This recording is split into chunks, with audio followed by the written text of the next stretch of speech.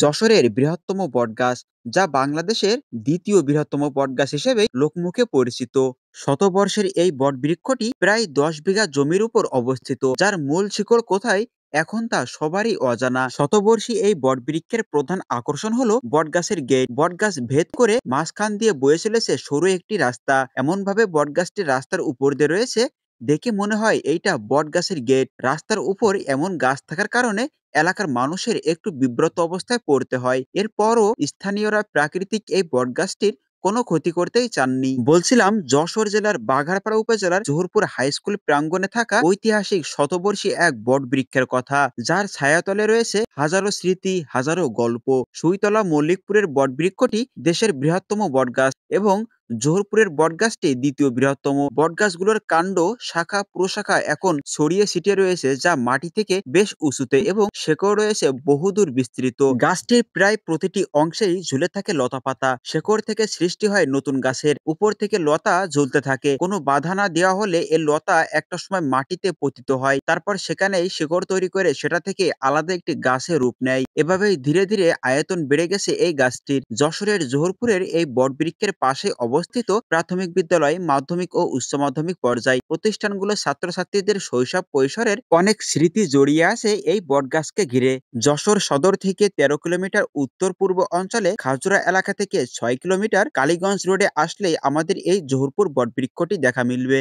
বাংলাদেশের দ্বিতীয় বৃহত্তর বটগাছের ঐতিহাসিক দিক বিবেচনা করে ঐতিহাসিক শতবর্ষী জোহরপুরের এই বটবৃক্ষটি সংরক্ষণের প্রয়োজন।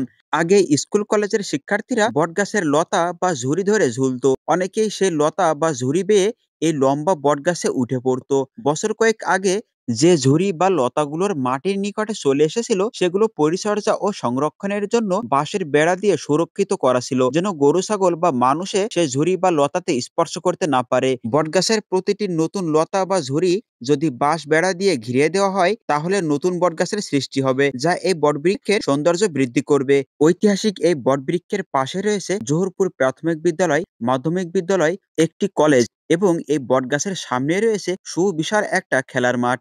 গাছটি 100 বছর বা তারও অধিক বছরের পুরাতন।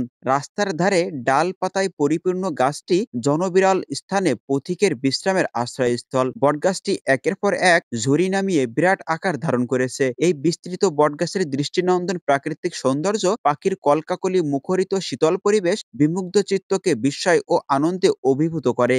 মূল গাছ এখন আর নেই। বর্তমানে প্রায় 2 থেকে 300 ডালপালা নেমে প্রায় 10 বিঘা জমি দখল করে নিয়েছে এই বৃহত্তম গাছটি। অযত্ন, অবহেলা, রক্ষণাবেক্ষণের অভাব ও নানামুখী অত্যাচারের কারণে এই ঐতিহ্যবাহী বটগাছের অস্তিত্ব আজ নষ্ট হতে চলেছে। অনেক স্থান থেকে প্রতিনিয়ত দর্শনার্থীরা আসেন।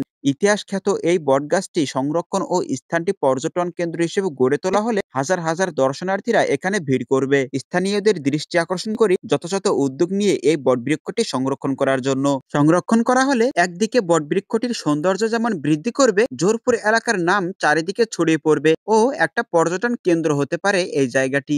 যশোরের বৃহত্তম এই ঐতিহাসিক জোহরপুরের বটগাছ নিয়ে আয়োজনটি এ পর্যন্তই। ভিডিওটি সম্পূর্ণ দেখার জন্য অনেক বেশি ধন্যবাদ।